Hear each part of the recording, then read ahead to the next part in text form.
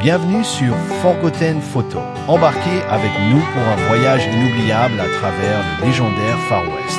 Dans cette vidéo, vous découvrirez des images rares et puissantes qui capturent la véritable histoire américaine. Regardez attentivement. Chaque photo raconte une histoire. Restez jusqu'à la fin pour découvrir ce qui rend ces images vraiment remarquables. Vers 1900, un groupe que l'on croit être la famille du propriétaire de la mine se tient fièrement à l'entrée de la mine de Ruby Gulch près de Zortman, dans le Montana. Leur pose confiante reflète l'optimisme de l'époque minière, symbolisant l'ambition et la prospérité durant le premier essor minier du Montana. Cette photo capture à la fois la fierté familiale et la promesse d'opportunité. En 1873, un groupe de Coyotero Apache s'est réuni avec leur agent gouvernemental au camp Apache, en Arizona. Cette photographie historique capture un rare moment d'interaction, reflétant à la fois la résilience culturelle et les relations complexes entre les communautés autochtones et les autorités américaines. En 1977, Lily Tomlin et John Travolta partagèrent la vedette lors de la première de Saturday Night Fever. Travolta, dont le rôle révélation allait bientôt faire de lui un symbole de l'ère disco, dégageait charisme et assurance. Tomlin ajouta son humour distinctif et son élégance à l'événement glamour. Cette soirée devint une image marquante de la culture pop des années 1970, capturant deux stars célébrées au sommet de leur gloire et de leur influence dans l'histoire d'Hollywood. En 1912, une famille américano-philippine pose fièrement pour un portrait aux Philippines, une nation en transition. Leurs vêtements mêlent tenue traditionnelle philippine et mode occidentale du début du XXe siècle, symbolisant l'adaptation culturelle et la fierté. Cette photographie capture plus qu'un instant. Elle préserve un héritage d'unité, de résilience et d'identité en évolution. À travers cette image, nous voyons la force d'une famille et l'importance durable de l'héritage au milieu des temps changeants. À la fin des années 1890, les habitants et les voyageurs se rassemblent devant l'historique hôtel Saint-Charles à Downieville, en Californie. La rue poussiéreuse s'anime d'excitation alors que la diligence arrive de Nevada City, apportant passagers, courriers et histoires venus de loin. Rires et salutations emplissent l'air, capturant un moment de vie sur la frontière. Une photographie frappante capture John Henry Doc Holliday, le légendaire dentiste devenu joueur et tireur du Far West. Connu pour son esprit vif et sa visée mortelle, Holliday se tenait aux côtés de son fidèle ami, le marshal Wyatt Earp. Ensemble, ils devinrent des figures centrales de l'affrontement tendu qui éclata en la célèbre fusillade de l'Eau Point Cacoral à Tombstone, en Arizona, en 1881, scellant à jamais la place de Holliday dans l'histoire de la frontière. Un aperçu saisissant de la Californie de 1898, où de rudes cow-boys se réunissent autour d'un vieux chariot de cuisine sous le ciel ouvert. Cette scène intemporelle illustre la bravoure, la camaraderie et l'esprit du vieil Ouest, des hommes unis par le travail acharné, les plaines ouvertes et les simples traditions qui définissaient un mode de vie de frontière en train de disparaître. En 1891, un vaste campement Lakota fut enregistré à l'agence de Pine Ridge, dans le Dakota du Sud. Ce moment survint peu après les tragiques événements de Wounded Knee, largement considéré comme le dernier grand conflit entre l'armée des États-Unis et les nations amérindiennes. La documentation capture un chapitre puissant de l'histoire, un temps de résilience, de perte et de transition pour le peuple Lakota et les tribus des Grandes Plaines. Trois femmes gracieuses glissent avec élégance sur leurs bicyclettes, incarnant le charme naturel des années 1940. Leurs robes flottantes allient élégance et praticité, chaque tissu murmurant des récits de résilience. Boucles douces et vagues soignées encadrent leur visage, écho de la beauté intemporelle de la décennie. À une époque où la guerre rendait les voitures rares, la bicyclette devint symbole de liberté et de persévérance. Même dans l'adversité, la mode et la fierté subsistaient. Cette image reflète la confiance, la camaraderie et la grâce, un éclatant symbole de force et d'esprit féminin sur deux roues. Dans les coulisses du concert Live Aid de 1985 à Londres, Freddie Mercury et David Bowie partagent un moment inoubliable. Les deux légendes, dont les voix ont marqué des générations, se sont unies pour une cause plus grande, l'aide contre la famine en Afrique. Ce rare aperçu des coulisses montre plus que la célébrité, il révèle une véritable amitié et un respect mutuel. Deux icônes musicales, une scène historique et un héritage intemporel de compassion et d'unité. En 1937, Stage d'Or a réuni deux icônes du cinéma, Katharine Hepburn et Ginger Rogers.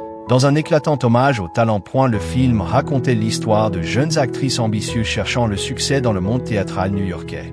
Hepburn incarnait une nouvelle venue passionnée, pleine d'intensité, tandis que Rogers représentait une artiste expérimentée dont l'esprit et le charme captivèrent tous. Leurs performances dynamiques créèrent un mélange inoubliable de drame et d'humour. Cette image saisit l'esprit authentique de l'âge d'or radieux d'Hollywood. En 1895, trois paires de jumeaux se sont réunis pour un rare portrait de famille, leurs visages identiques créant une image saisissante et attendrissante. Soigneusement vêtus selon la mode de l'époque, les enfants se tenaient fièrement, reflétant le soin et la fierté de leur famille. De telles photographies étaient rares, des souvenirs précieux célébrant l'unité et l'amour. Ce portrait saisit un moment durable d'innocence enfantine et de cohésion, offrant une fenêtre intemporelle sur la vie familiale d'il y a plus d'un siècle. Un groupe de femmes non identifiées, que l'on pense être des dames de la nuit, posent ensemble à Denver, Colorado, vers 1890. Leur photographie offre un rare aperçu du monde caché du Far West, révélant les histoires non racontées de femmes vivant en marge de la société, façonnant une part d'histoire souvent laissée dans l'ombre. Cette rare photographie de 1866 révèle un véritable samouraï japonais, vêtu d'une armure traditionnelle étincelante évoquant l'honneur et la discipline raffinée au fil des siècles. Son katana, plus qu'une arme, repose comme un fier emblème d'esprit et de devoir. Chaque couture, plaque et pli raconte la loyauté et la maîtrise. Jadis nobles guerriers du Japon, les samouraïs vivaient selon le code sacré du Bushido. Capturés à l'aube du changement, ce portrait marque le crépuscule du Japon féodal, juste avant que la restauration de Meiji en 1868 ne transforme à jamais leur monde. Numéro 13. Au cœur de Dodge City, Kansas, vers 1900, une jeune femme vêtue d'une élégante lingerie pose sous la lueur tamisée d'une lampe à huile. Autrefois appelée la reine des villes de vaches, Dodge City vibrait au rythme des convois de bétail, des saloons et des secrets murmurés. Derrière ces fusillades et ces légendes se cachait une autre histoire, le monde secret des femmes qui ont façonné le charme inavoué du Far West. Dans les années 1890, un groupe de pionniers connut la malchance sur la piste de l'Oregon lorsque leur chariot se renversa, un danger fréquent du voyage vers l'ouest. De tels accidents étaient tragiques et souvent mortels, mettant en péril enfants comme adultes, projetés ou coincés sous le lourd chariot. Leur courage et leur lutte symbolisaient les difficultés de la vie à la frontière.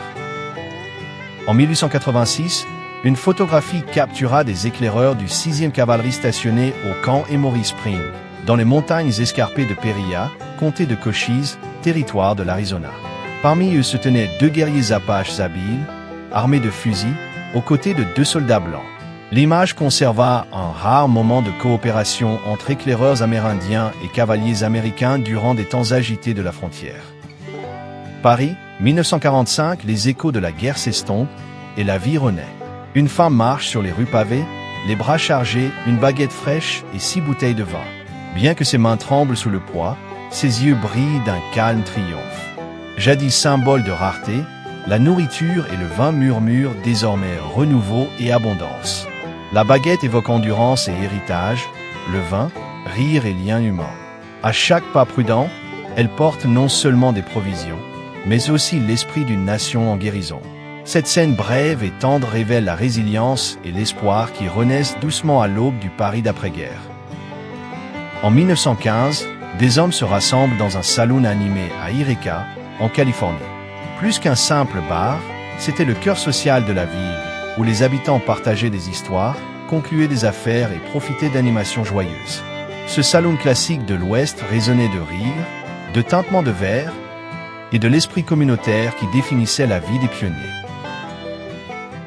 Une famille pionnière du Kansas se tient fièrement devant sa modeste cabane en rondin en 1878, incarnant le courage, l'endurance et l'espoir qui ont défini les jours de la frontière américaine.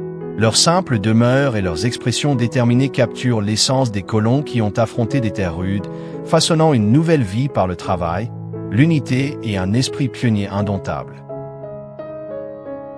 À seulement 18 ans, Cordelia Cordy, belle Curbo, fut photographiée aux côtés d'un homme, peut-être un client, dans un établissement du Nouveau-Mexique. Originaire du sud des États-Unis, Cordy avait quitté son foyer pour un nouveau départ.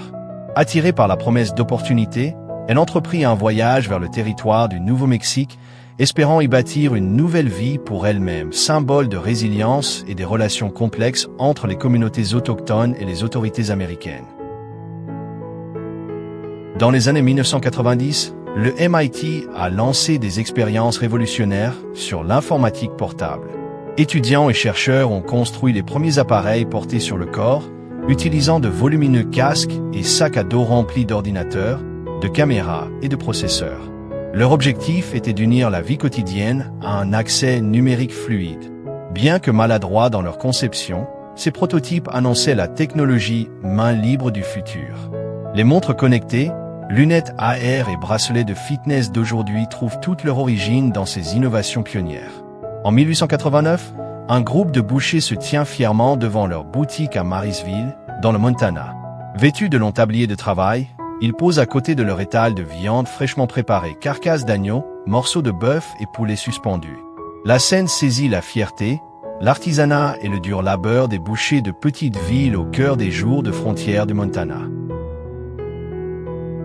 Alice Elizabeth Doherty, née au Minnesota en 1887, est devenue célèbre sous le nom de la fille laineuse du Minnesota. Elle était atteinte d'hypertrichose lanuginosa, une rare affection qui faisait pousser sur tout son corps des poils blonds et soyeux d'environ 5 cm. Seul cas connu aux États-Unis, l'apparence unique d'Alice suscita une grande curiosité publique. Durant sa jeunesse, ses parents la présentaient dans différentes villes pour subvenir aux besoins de la famille. Malgré sa célébrité précoce, Alice choisit plus tard une vie tranquille et privée. 4 femmes de l'époque victorienne se tiennent fièrement dans un campement accidenté nommé Camp Hope.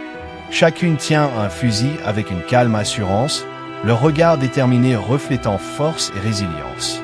Situé dans l'Ouest sauvage vers 1890, ce portrait capture un rare moment d'unité et de courage, des femmes forgeant leur propre place au milieu de la frontière indomptée.